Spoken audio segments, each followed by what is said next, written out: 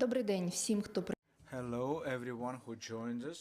This is Olga Tomanova, and we are in Media Center in Ukraine Forum. This is the 9th year of war and 139th day since the full-fledged invasion of the Russian Federation. And I'm grateful for all of you who are telling the truth about the heroic resistance in this war. Today, the events are this. At 2:30 p.m., we'll have Andriy Demchenko, spokesperson for the State Border Service of Ukraine. We'll talk about the current situation on the border. At 3:30, we'll have press conference of Azovstal Defenders Families Association. The speakers would be Katerina Prokopenko, the wife of Denis Prokopenko, commander of Azov Regiment, Tatiana Kharko, sister of the commander of the 36th Marine Brigade, Sergei Volinsky, and Marina Kravtsova, wife of the commander of Vedmedi Squad, will talk about the liberation of our heroes, the defenders of Azovstal. We'll learn how it happens and what's the situation now with the boys and those who are still kept captive. And now, live with us is Natalia Humeniuk, head of the United Coordinated Press Center of Security and Defense Forces of the south of Ukraine. Miss Natalia, hello. Glory to Ukraine, glory to the heroes. Miss Natalia, what's the operational situation in the south and in the Black Sea right now?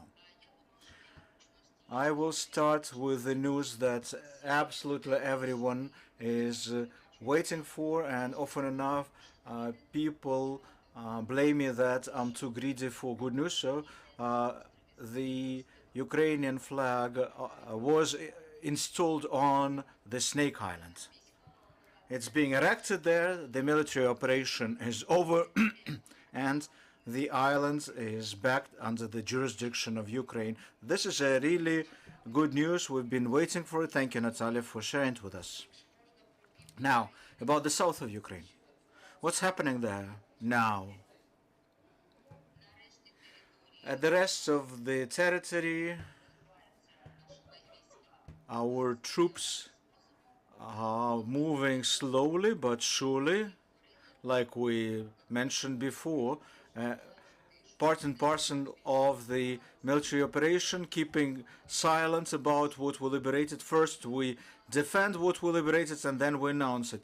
The enemy has no success at the land. That's why they use the tactics of the airstrikes and shelling. This morning again, there was a rocket strike on Novovorontsovka and a number of other southern villages in Kherson region in particular. No information about the casualties just yet, but we are clarifying the circumstances because that was quite a massive shelling. Unfortunately, we received the information that the local residents close to Ingulets at the field forts, field works have being blown up by the munition there. One died on spot, another was brought to hospital with numerous wounds, which means that the enemy keeps using the banned cluster bombs that are not exploding straight away, but keep being a threat, and as we can see, deadly threat. We also have information that there is shelling at the administrative border of Kherson and Mykolaiv region, where the front lines are now. The heavy artillery shells keep flying there that destroy buildings. People are well aware of this risk. Some of them have been evacuated. Others know how to hide from such shelling. Luckily, this night, the shelling was at the farms and no casualties. Ms. Natalia, what's the situation in the Black Sea, especially now that the Russian fleet is still based there?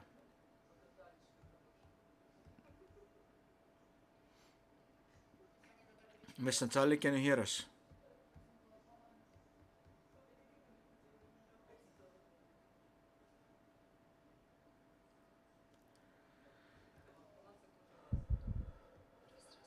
One, two, sound check, Ms. Natalia.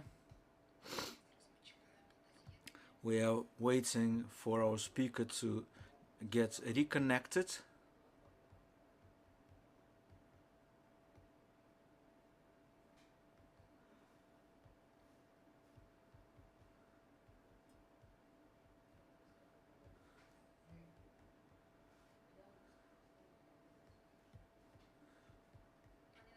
Miss Natalia, are you with us? Yes, I'm back. Sorry for that. It was an important call.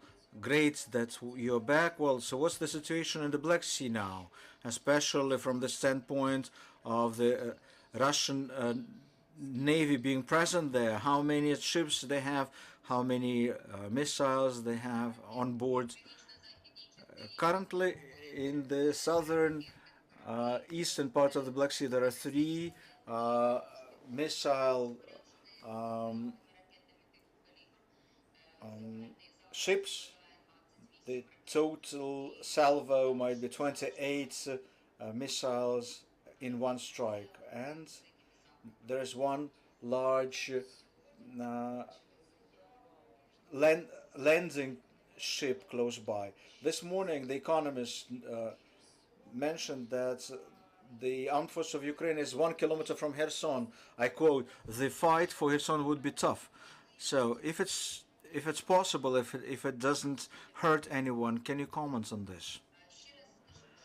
Let me reiterate that only the military people can comment the advance of our troops. Analysts, deputies, any other politicians or proactive citizens would be hurting with such statements rather than helping. So it's not information to be shared. First of all, it is not trustworthy.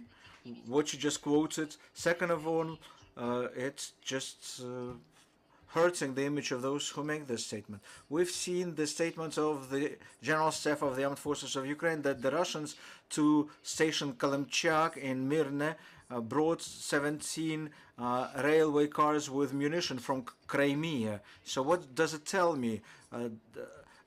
Does it say that the occupiers have some logistics problems? Of course they have. They're facing logistics challenges because we have performed in the last couple of weeks quite powerful strikes on the stockpiles of both food and lubricants and fuel. Almost every day you have a successful strike in the field's munition depot. So they need to bring ammunition and supplies, but they are facing now trouble with the supply routes. The more their troubles, the better would be our chances for counterattack. Friends, your questions, use the mic. Hello, Miss Natalia. One question to you. The Russians have increased their submarine presence in the Black Sea. So you mentioned that it might bring caliber type missiles on board.